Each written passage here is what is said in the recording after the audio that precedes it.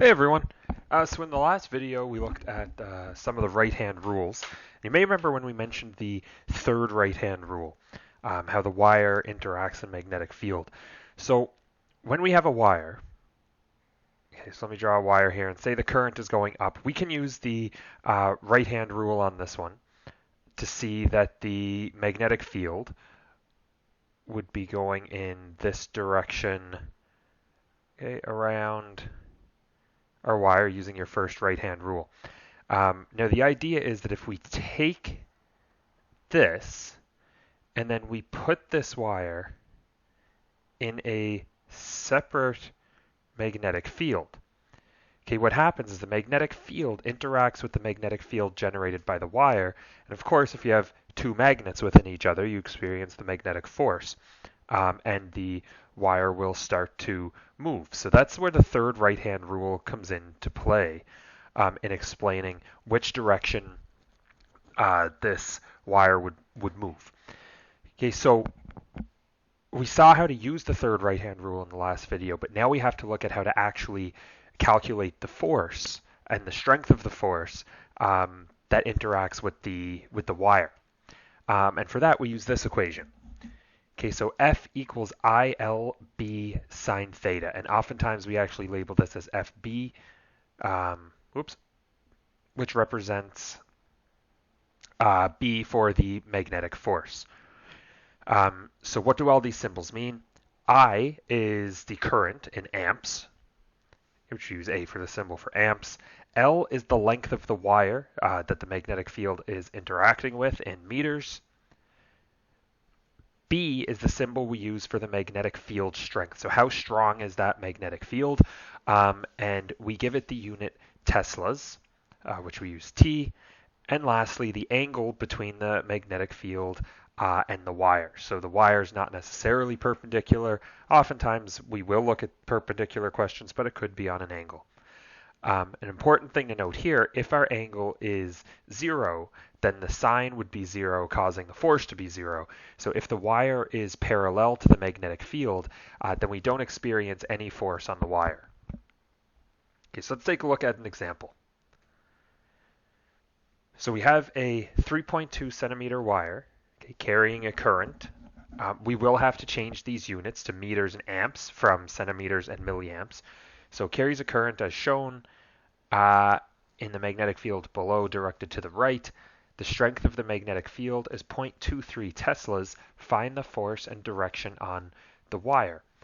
Let's start with the direction, because we know that when we use our right-hand rule. So if we take our right hand, remember you align your fingers with the magnetic field. This is the third right-hand rule. And you align your thumb with the direction of the wire. So something like this. Okay, so again, our fingers go in the direction of the magnetic field, and our thumb goes in the direction of the wire. We have that 40-degree angle in between them. Our palm is facing the direction of the force. So the force, remember, is the arrow that comes perpendicular from our palm. In this case, it's going directly into the page, would be the force from this situation. Okay, so now let's take a look at the calculations. So given our quantities we had at the start, we have our length of our wire is 0.032 meters. So I'm just converting from the 3.2 centimeters it was given in. Our current from milliamps is going to be 0.034 amps. We have our magnetic field in Teslas, so our strength of our magnetic field. And we have our angle as 40.0 degrees, and we're looking for our magnetic force. Okay, so this one's an easy one. We have all our quantities given, so we're just filling things in. So our magnetic force is equal to ILB sine theta. So we get 0.034 times 0.032 times 0.23 times the sine of 40, giving us a magnetic force of 1.6 times 10 to the negative 4 newtons.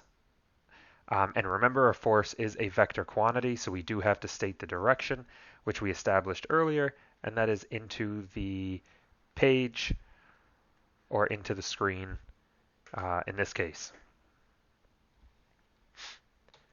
Okay, so we can also apply this same principle to a charged particle. So imagine if you have an electron or a proton traveling through a magnetic field. Okay, so a charged particle will also experience a force when it moves through a magnetic field, because these electrons, right, as they spin, when we talked about this in domain theory before, as they spin, they generate their own magnetic field, which would then interact with an external magnetic field. So if we take our previous equation we just looked at, so the force of the magnetic field is equal to I LB times sine of theta.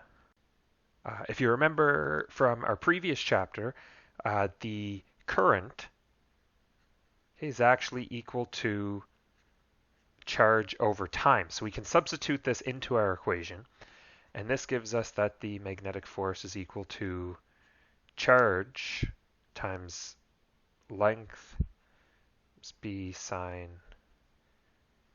theta over time. But here we can simplify it a little more, because we have here a length as our distance, and a distance over time is simply our speed. So we can actually simplify this to be the magnetic force is equal to Q VB sine of theta. So this equation works when we're dealing with a particle in a magnetic field. So Q is the charge of the particle, and V is the speed of the particle. B is still the magnetic field, and then sine of the angle. So let's move on and take a look at an example of this one. Oh, but first, mentioning the right-hand rule again. So the right-hand rule still applies for particles, okay, except the fingers still point in the direction. So this is the third right-hand rule. Fingers point in the direction of the magnetic field. Our thumb in this case points in the direction of the motion of the particle. So instead of the current of the wire, it now represents the particle motion. And our palm is the force. When we're dealing with an electron, though, all the same things apply, but since it's a negative charge, use your left hand.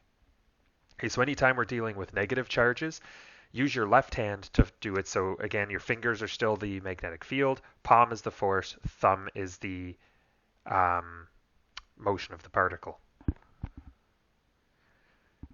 Now, one convenient thing is that the force on a particle in a magnetic field will always be perpendicular to the motion of the particle. Okay, so that means, number one, it's not going to change the speed of the particle. It'll just change the direction. So the speed stays constant, which means we're actually going to move in a circular motion in these situations. And it also means we can ignore that sine term in our equation. Since it's always perpendicular, we'll always have a sine of 90, which is 1, and we can get rid of that term. So now for our example, we have a proton traveling to the right at a speed of 24,000 meters per second, and it enters a uniform magnetic field directed into the page. Okay, so first describe the motion of the particle, and then calculate the radius of its path. So in describing the motion of the particle, okay, we have our magnetic field into the page. We have our particle moving to the right. So if we do our right-hand rule, okay, our fingers would point directly into the screen. Our thumb would point to the right, so the force acting on the particle is up in this particular spot. Now imagine the force acts up, it causes the particle to move. When the particle is over here, or that proton, the force, if we do the same thing, fingers point into the page, at this current moment, the particle's velocity would be directed upward. So which direction, so this is its velocity and this is its force. Velocity, so its force, if we use the right-hand rule again, we'll see is actually to the left. So as the particle moves around, the force is always directed at the center of a circle, so we do have centripetal motion happening, which is why we don't change the particle's speed, but just the direction of motion. Okay, so the second part of this is figuring out how much or how large that force is.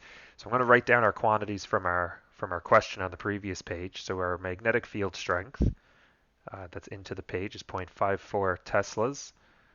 Our angle here is 90, which means the sine of 90 can be ignored. Our velocity was 24,000 meters per second. Particles do move quite fast. Our mass of a proton is 1.67 times 10 to the negative 27 kilograms. We want to make sure we're working in kilograms here, meters per second, teslas, so our normal SI units that we work in. Our charge of our proton is 1.60 times 10 to the negative 19 coulombs. Okay, so we have all of our quantities. We're looking for the radius. Now remember, this is moving in circular motion in this question. So we're dealing with centripetal force, or Fc, and what's causing that centripetal force is our magnetic field. So we have our Fc is equal to our magnetic field in this case. Okay, remember our Fc, our centripetal force, is just a net force. So what we're really saying here is that the net force is being caused by our magnetic field, but that net force is in a circle, so we call it our centripetal force. If we start substituting our equations in, Fc is equal to mass times our centripetal acceleration, and our force on a particle is qvb sine of theta. So let's simplify this a little bit first before we start plugging in numbers. Centripetal acceleration can be changed to v squared over r. And don't forget our sine of our angle. Our angle is 90, so our sine of 90 is 1. So we can just ignore that term at the end. So here we get one of our velocity terms will divide out on either side there. So we get mv over r is equal to qb. Okay, now we have everything we need to solve r. Just have to do a little bit of rearranging first.